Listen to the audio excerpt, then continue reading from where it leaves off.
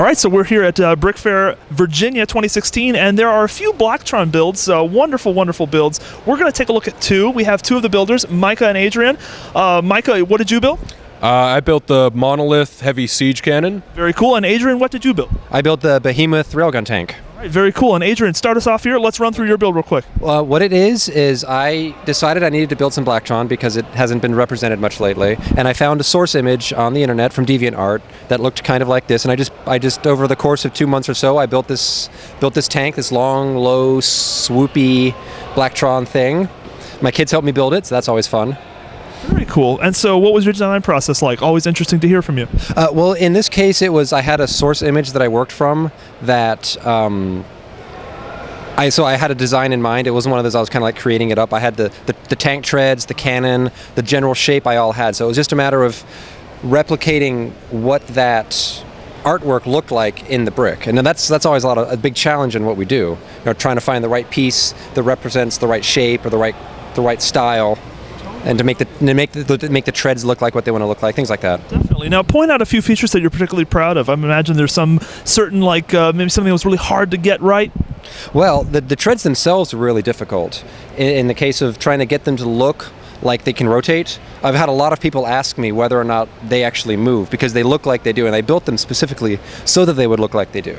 But they don't. They don't. No, they're fixed. And there's a cat on board. It's like the black cat it's right there between the barrels.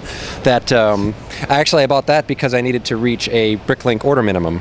So there's a store that I had bought all the parts that I wanted, and I needed to buy something else, so I bought a cat. She's on the display. It works. There we go. Yep, there we go. Very nice, very nice. Wonderful build, Adrian. Thank you for sharing. Thank you. All right, and Micah. Well, the beginning for mine really goes back to my wanting to build something like those World War II siege cannons that the Germans were very fond of, and I happened to see one a few years ago, and I've always wanted to do something like it, but I've never been much of a World War II builder, and Adrian said he was going to be building a giant Blacktron tank, and I said, well, I've kind of got these Blacktron doodles laying around, and why not? Let's join in on the fun. So I decided to build something big. It's the biggest thing I've ever built. These are both ships. They're both, what is yours, about 100 studs 104. or more? 104. 104. I think mine's about 106 or something. I lost count. All right, very cool. With such a big build, I always am curious to know, where did you start? What was the first thing that you did? You said you had a few scraps lying around? I had kind of the chassis lying around from a ship that I was going to build for Shiptember. That never really panned out. But really what I started with was the tracks themselves. I built one, and then I tried to duplicate it, and then I kind of built everything else around that and kind of built a large structure of it. Awesome. Which is interesting because that's actually the exact same place that I started my build with, was on the tracks. So I think you kind of have to almost, right? Right, because the tracks set the scale of the vehicle. So once you've gotten your track figured out, then the rest of the vehicle's size kind of builds from that. Totally. Now, this is something that either two of you could speak to, and maybe both of you should speak to it, but what is it like designing within like a pseudo theme, or I guess like a former LEGO theme like Blacktron? Like what do you have to keep in mind when you're building?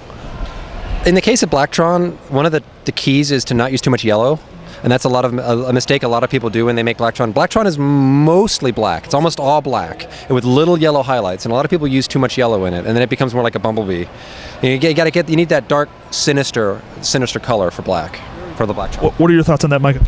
Well, I think my thoughts are similar, but also you have to keep in mind that when you're building in black, it's extremely hard to make out any details, and you have to make something kind of pop. So that's kind of something I tried to play with. I tried to play with raised shapes and kind of, so it's not just a boring black box. Definitely, definitely. Now, it's not a boring black box. It's a very nice creation. Very nice black box, a big black box. Point out a few of your favorite features of the build. Well, I'm particularly happy with how it actually lights up. Let me see if I can pull this off. Little light in there, very cool. There is a little light in here. It's not an official light because the official LEGO light was not bright enough. This is actually extremely bright. That's awesome. Or it was at one point. I've had it running. Oh, there we go. Do not stare directly into the little red light. Very cool. Awesome feature there. Thank you. Snakes right on. Very cool. You gotta love it. And it just is a very menacing looking build, is it not? It is evil looking. It's also utilitarian, which is something I feel a lot of space builders forget. Because when they're building space military, it doesn't have to look pretty, it just has to look scary. Very cool. Now, Micah, if you had to have a little word of advice before starting this build, what do you wish you knew before you set out on the journey of creating it? Trying to support a long structure like this with 2 fixed points, I really should have built it as a bridge and actually really strengthened it from the beginning, so I didn't have to tear it apart 3 times to take care of the weight. Exactly. So the structural things are always important. Yes, structure. Wonderful builds, guys. Thank you so much for sharing, Micah and Adrian. We appreciate it.